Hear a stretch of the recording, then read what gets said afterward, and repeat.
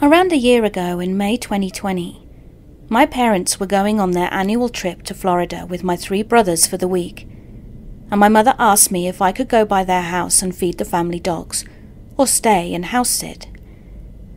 So being the daughter I am, I told my mother I would just stay at their house to save on gas.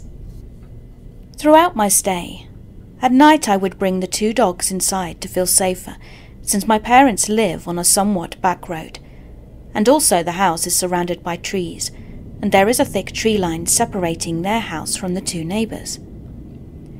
Well, one night I had called my best friend Bailey to come over and stay the night with me.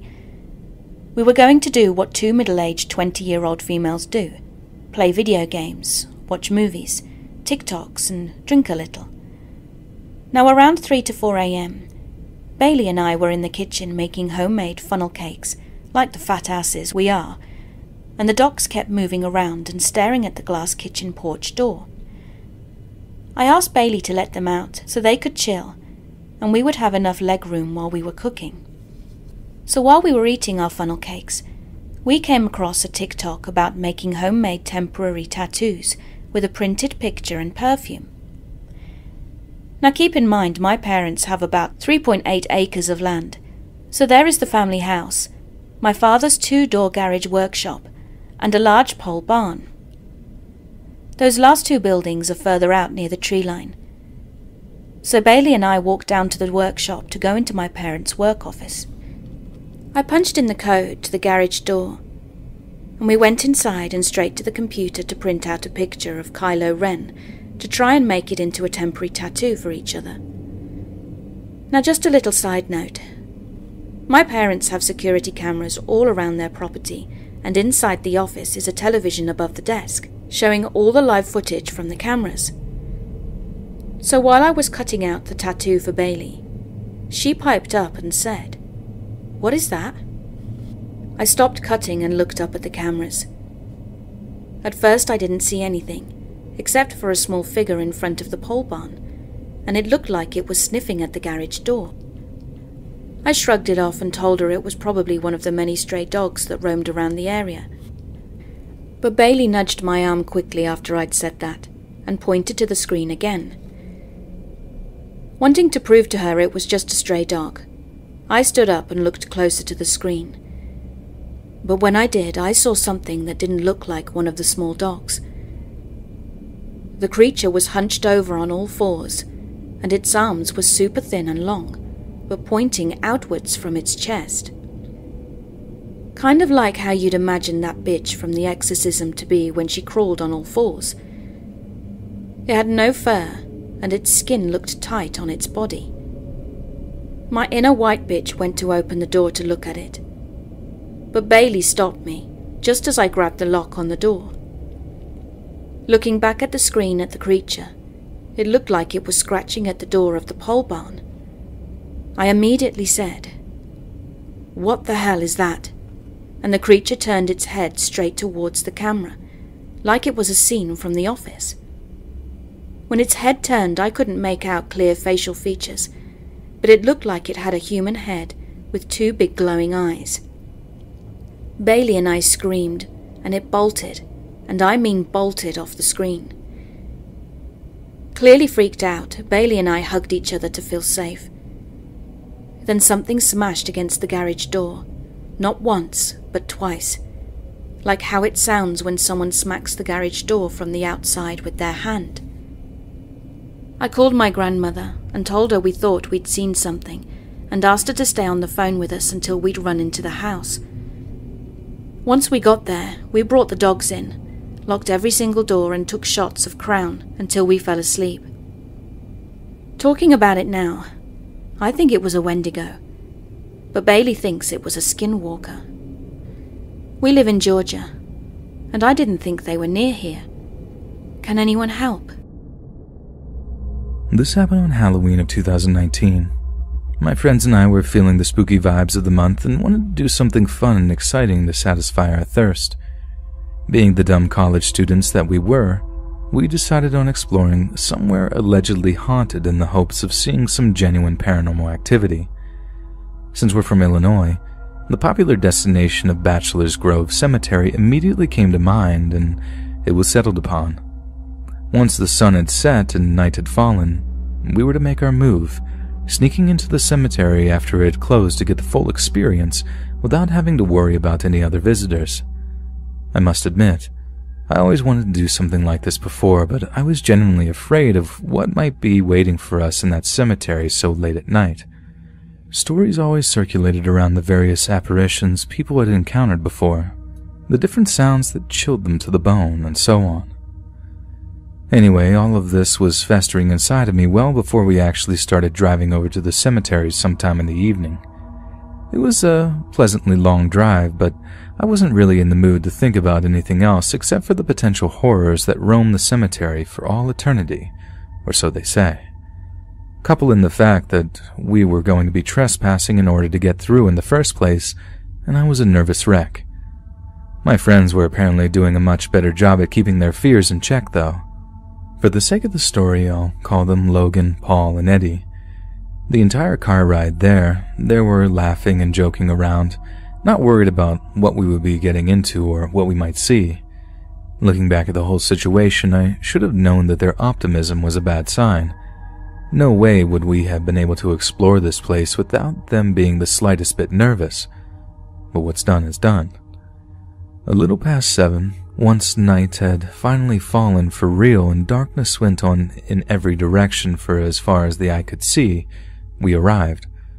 Parking in the main parking lot was out of the question, because we did some looking into it and found that in previous years, local law enforcement liked to wait there and catch any would-be explorers before they could even get inside, so we had a backup plan.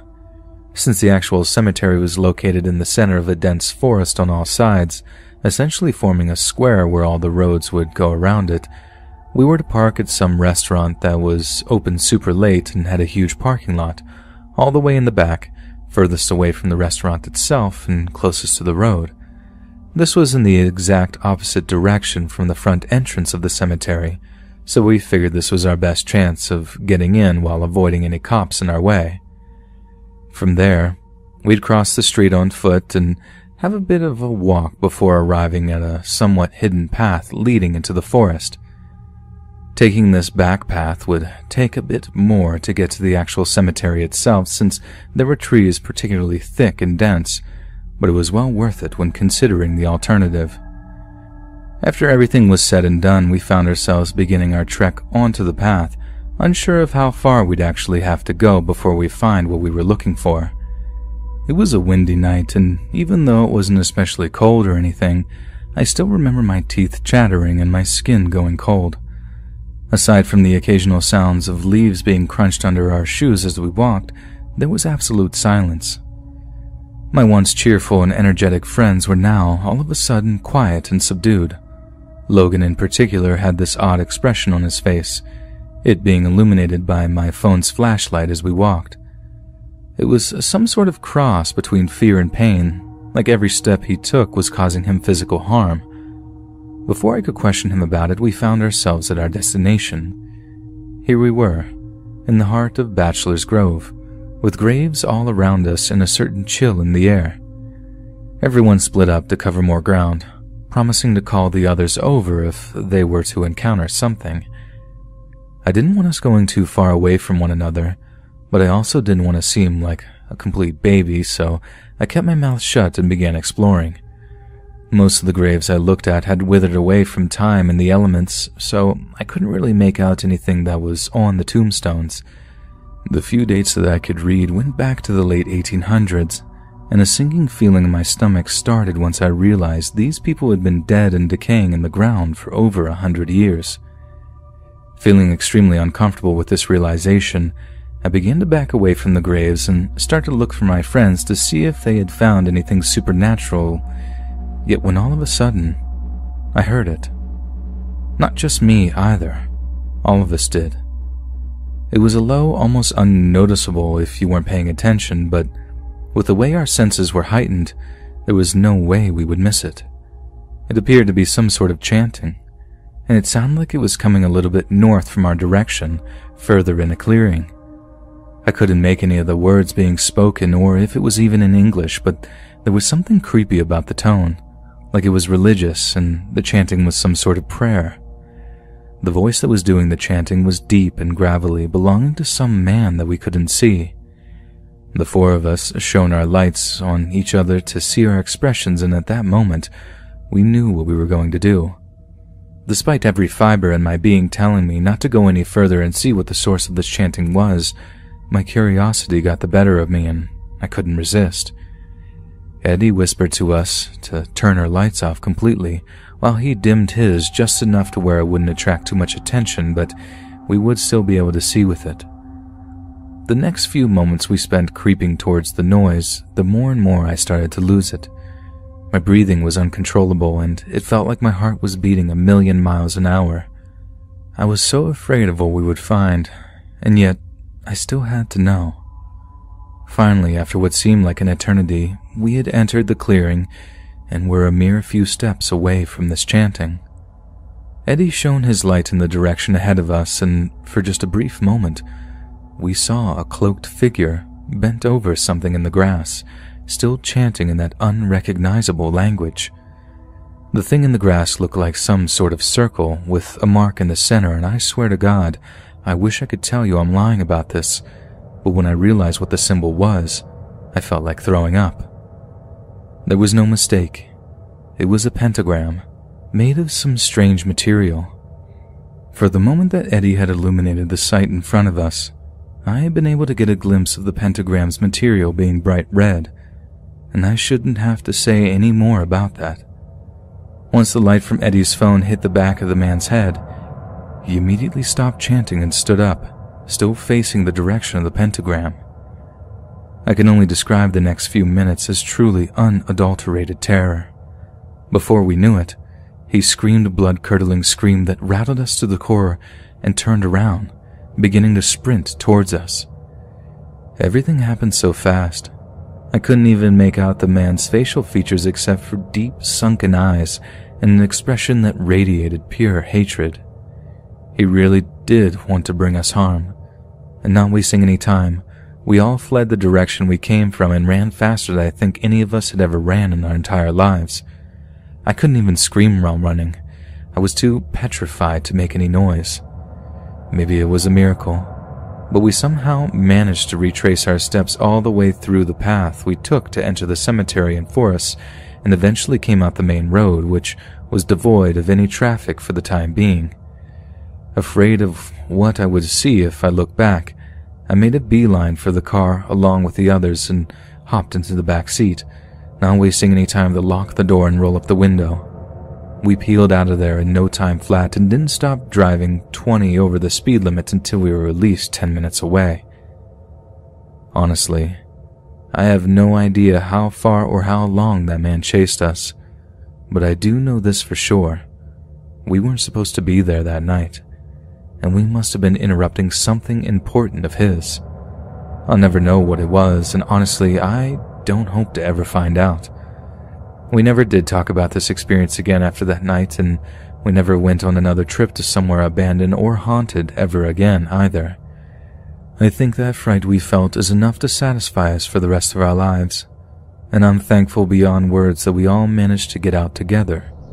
So this happened all the way back in the late 1990s when I was a college sophomore. Me and the girl I was dating at the time had been going steady for about 8 months, and since she was my first real girlfriend, my mom was pretty keen to meet her. And what better time than the holidays to introduce her to the folks? During the week before Christmas, my mom's family traditionally held quite a large gathering up at my uncle's place over in Sandy, in my home state of Oregon.